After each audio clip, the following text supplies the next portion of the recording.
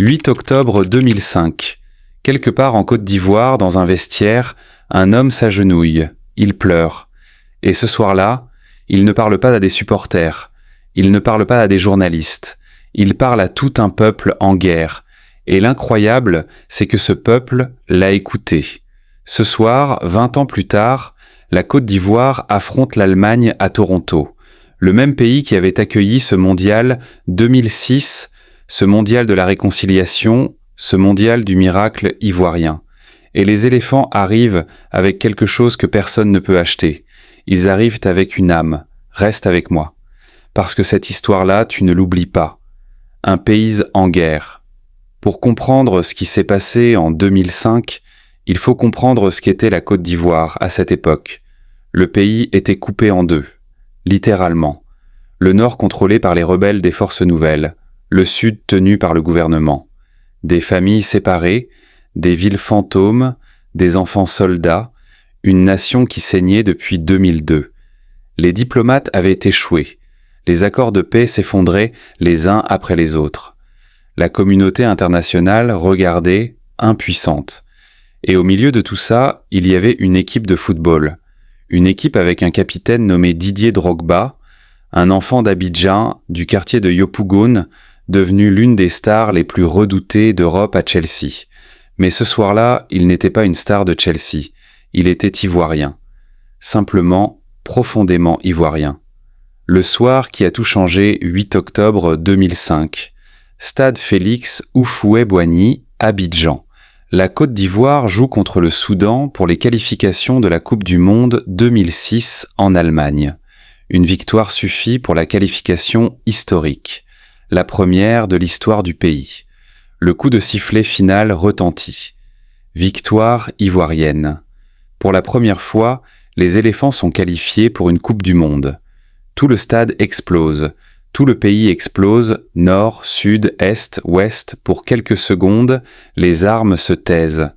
Et là, dans les vestiaires, quelque chose d'extraordinaire se produit. Didier Drogba prend le microphone. Il tombe à genoux. Ses coéquipiers l'imitent. Et devant les caméras, diffusées en direct sur toutes les télévisions ivoiriennes, il dit ces mots qui vont entrer dans l'histoire. Hommes et femmes de Côte d'Ivoire, du Nord, du Sud, du Centre et de l'Ouest, nous avons prouvé aujourd'hui que tous les Ivoiriens peuvent coexister et jouer ensemble avec un objectif commun. Nous vous supplions, à genoux, pardonnez. Pardonnez. Il n'est pas un sauveur surgissant de nulle part. Il est le produit d'un moment, d'une attente collective, d'un besoin profond d'unité. Le football n'a pas mis fin à la crise. Mais il a offert un langage commun quand les autres avaient échoué. Ce discours est considéré aujourd'hui comme l'un des moments les plus puissants de l'histoire du sport africain. Pas un but, pas un trophée, des mots, des genoux sur le sol, et un pays qui, pour la première fois depuis des années, a respiré ensemble.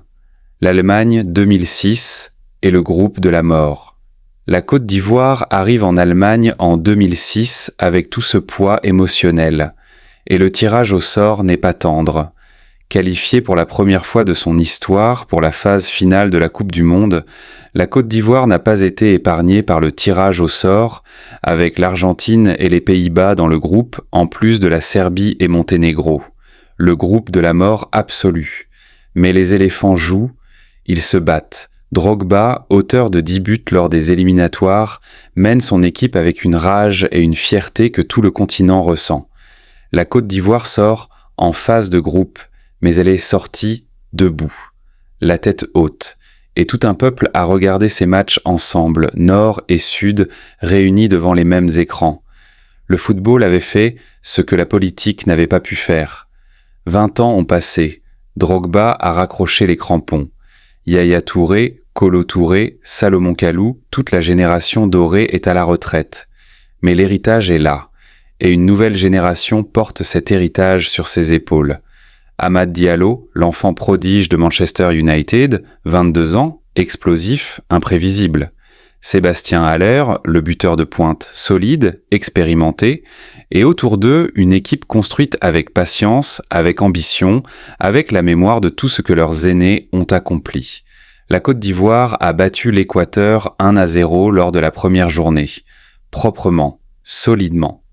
Ce soir, ils affrontent l'Allemagne. L'Allemagne est arrivée à ce mondial en atomisant Curaçao 7-1.